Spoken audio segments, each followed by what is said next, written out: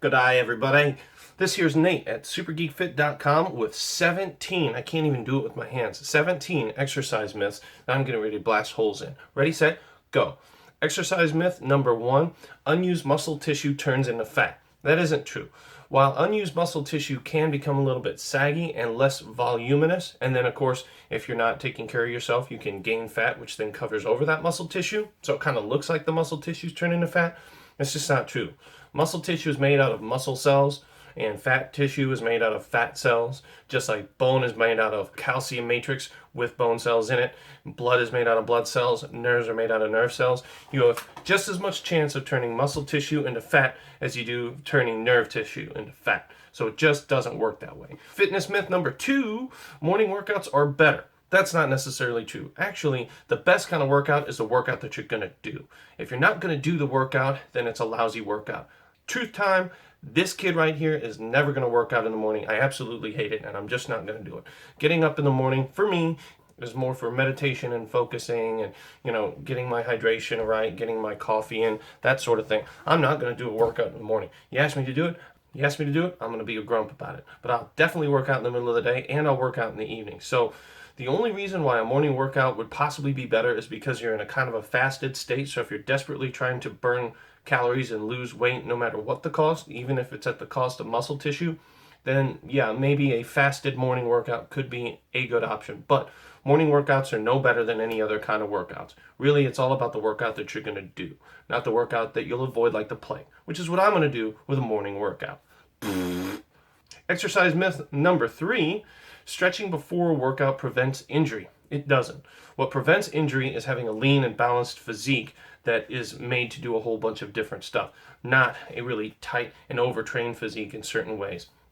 Stretching before a workout is a nice way to kind of warm up and limber up, but actually if you overdo it, then you can cause those muscles to be too lengthy, too loose and slack, and you won't be able to fire as strong, and you'll have a little bit of joint laxity. And so if you go from static stretching like crazy to like an explosive move like burpees or anything really relatively athletic or explosive, you actually have a chance to hurt yourself a little bit more. So no, stretching before a workout doesn't prevent injury necessarily. Exercise myth number 4, this one's terrible. I can't believe it continues to persist, but exercise myth number 4 is that you can spot reduce fat. Oh, I just want to lose this little spot right down here. It doesn't work that way. Your body's going to take fat off everywhere as you lose fat. But then the good news is you can't spot gain fat. Like, you see guys with a big belly and you say, oh, he's got a beer gut. Well, it doesn't really work that way. They're just gaining fat all over the place. And those guys with the beer guts are probably kind of bloaty because their liver is getting fatty because they drink too much. But you can't spot reduce fat. You can't, do a whole bunch of crunches or curls or whatever and get rid of tummy fat. It just doesn't work that way. The reason why tummy fat is so difficult to get rid of is because it's a really big area that your body just packs on fat because it insulates your gutty works and it keeps you warm. That's why your body likes to put fat there. It has nothing to do with spot removal or spot adding fat. Just doesn't work.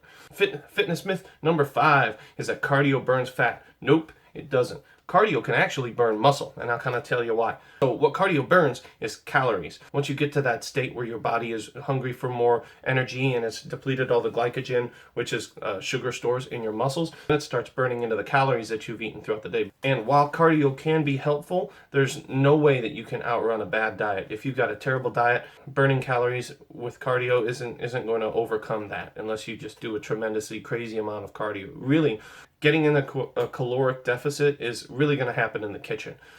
Also, doing too much cardio can burn into your muscle tissue, which is a real problem because now you're losing like helpful tissue because muscle tissue burns calories. So your body will start to actually digest its own muscle tissue.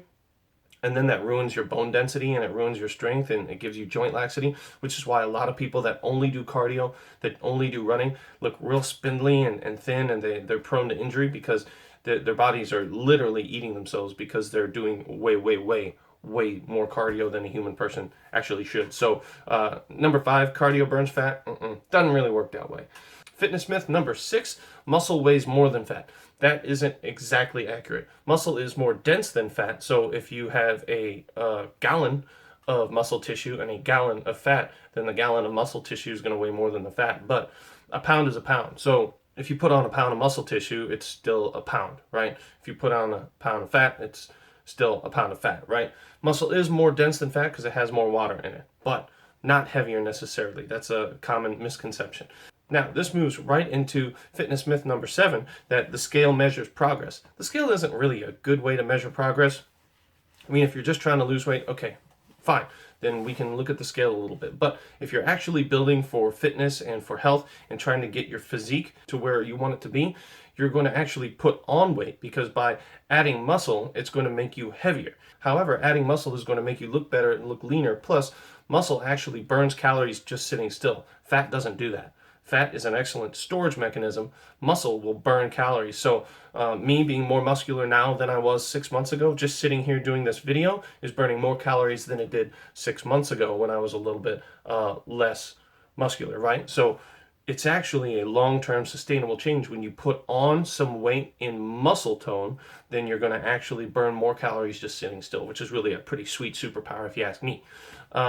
Tip number 8 is that women get bulky when they work out. Listen, if a woman wants to get bulky when they work out, sure, anyone can work out for bulk. They can do the, extra training, they can do the extra weight, they can really try to bulk up if they want to. If that's what you're into, more power to you. But just by lifting some weights, women do not necessarily get bulky. On the contrary, women that lift weights actually, their body shape fills out a little bit better. So, any fat that's distributed around the body is kind of distributed better, and you just look like you're carrying everything better. So lifting and working out doesn't bulk you up. Actually, what bulks you up the worst is getting lazy and gaining a lot of weight on the couch. That's what's going to bulk you up the worst. Fitness myth number 9 is that strength training requires a gym. Totally not. Strength training doesn't require weights or any machinery or anything like that. Your body is a weight and a machine. There is a ton of body weight exercises that not only are very excellent for fitness in general, but they're also very safe, and you can do them just about anywhere. So the excuse that you need a gym to go work out, it's bupkis. You don't. And check out some of my YouTube workouts. A lot of the stuff that I post on YouTube is either no gear, like body weight stuff, or very low gear stuff, because I want it to be easy to do, right? I don't want you to have to go to a gym. Gyms kind of suck sometimes. So you definitely don't need to go to a gym just to work out. Fitness myth number 10 is that crunches will give you a six-pack. No, that doesn't work. Just like spot removing fat doesn't work in your belly regions, really where abs are made is the kitchen. Again, 80% of everything that you're going to get out of your health and fitness regimen is going to come from your diet. And then the rest, the 20%, is going to be the work that you put in, exercising and things like that. But abs truly are made in the kitchen. You can only build the muscles up by doing the crunches and the bicycles and all of that stuff. But then you have to get rid of the body fat that covers up those muscles, because no one's ever going to see those nice muscles that you built when they're covered in a thick layer of body fat. So crunches, doing a whole bunch of ab work is never going to give you a six-pack, and it's never going to spot remove that fat. You can only do that in the kitchen and in the grocery store. Fitness myth number 11, the more sweat, the better the workout. Not necessarily true. Sure, you can get a really good workout in and prove it because you're standing in a puddle of sweat, but some people just don't sweat like that. Honestly, I used to sweat a lot more when my diet was kind of nastier, when I drank a lot more coffee and had a lot more supplements in my diet, because my body was trying to clear things out. It's that filtration system, right?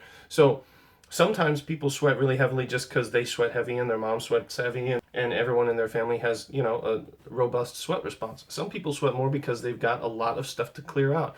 Nowadays, I don't sweat nearly so often. So, being really sweaty doesn't necessarily indicate that it was a better workout. Fitness myth number 12, sports drinks are the best way to rehydrate. They're really not. But also, plain water isn't exactly perfect either. Sports drinks generally have either a lot of sugar or a lot of fake sweeteners in them, so not really good. I mean, it's like drinking a soda but with a cool label. Not that great. However, plain water also doesn't have a lot of electrolytes, micro minerals, and stuff like that. If you really want the best rehydrator for a post-workout, you want to do some clean water with a little bit of pink Himalayan sea salt in it. Pink Himalayan sea salt has a buttload of micro minerals, plus it's got the salt that you're losing in your sweat while you're doing your workout. Fitness myth number 13 is taking in immediate protein after a workout. If you have a solid protein heavy diet, if you eat a lot of protein with every meal and you have proteinaceous snacks throughout the rest of the day, you really shouldn't have to worry about that too terrible much. Actually, what you need after a workout is a little simple carbs to replace the glycogen stores that your muscles use. So your muscles are going to store sugar in the form of glycogen in the muscles, and then it's going to be the first thing your body gets rid of when you're working out. So what you really need is some simple sugars like fruits and things like that, or if you're doing like a protein shake, a little simple sugar or glycogen in there would be helpful. But no, you don't need to necessarily pound in a whole bunch of protein right after, unless you're really worried that you're not getting enough protein in general. Fitness myth number 14 is just keep going. No breaks, no days off.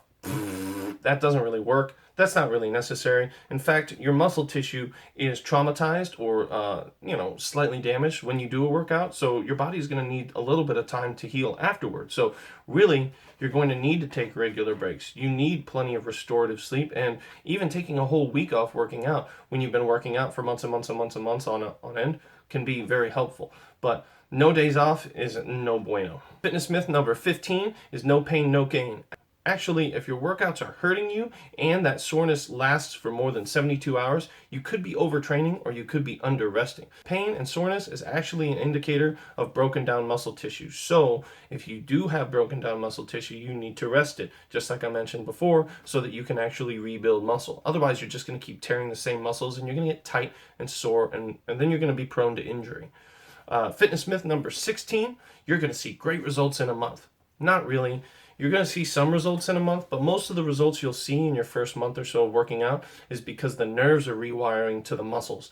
Your body kind of disconnects the wiring to muscles that it doesn't use so that they'll hang a little slack and they won't burn as many calories. But when you start working out again, your body rewires and gets all that neuronal activation amped up again so you can use that muscle tissue that's laid dormant for whatever period of time. So most of your gains on the front end are going to be neurologic gains, not so much bulk gains. Really, what's important is to find something that you like to do, that you enjoy doing, whether it be calisthenics, bodyweight workouts, dance workouts, lightsaber workouts, fencing, martial arts, anything, or lifting weights. Find something that you enjoy doing and make it a part of your habits, because trying to get all of these results in this short period of time is really the game killer. I've said it before and I talk crap on it all the time, but short-term results are never going to be the lasting results that most of us hope for, and it's definitely not the healthiest way to go about it. So make sure you just kind of start slow and just make it a daily habit. Okay, our last and final fitness myth, myth number 17, there is no single kind of movement that's the best kind of workout. Not a one of them. There are several combination types of workouts that are good, but look, your body is a Swiss Army knife and it's designed to do all kinds of wonderful and awesome things, but when you force it to do one thing all the time, like running all the time, or whatever that is, your body becomes super duper good at doing that thing and it becomes lazy. Your body is really designed to survive, and so it's going to try to find the laziest and most economical way possible to do something. So muscle confusion and cross training and doing a whole lot of different kinds of movement is not only the healthiest way to train your body to protect your joints and to keep your body from injury, but it's also the best way to see consistent gains over the long term. Instead of doing the same thing over and over and over again, like only doing spin class or only doing elliptical or only running or only lifting weights, you really need to mix it up.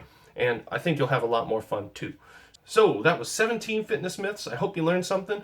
This is Nate K here with SuperGeekFit.com. Catch you guys later.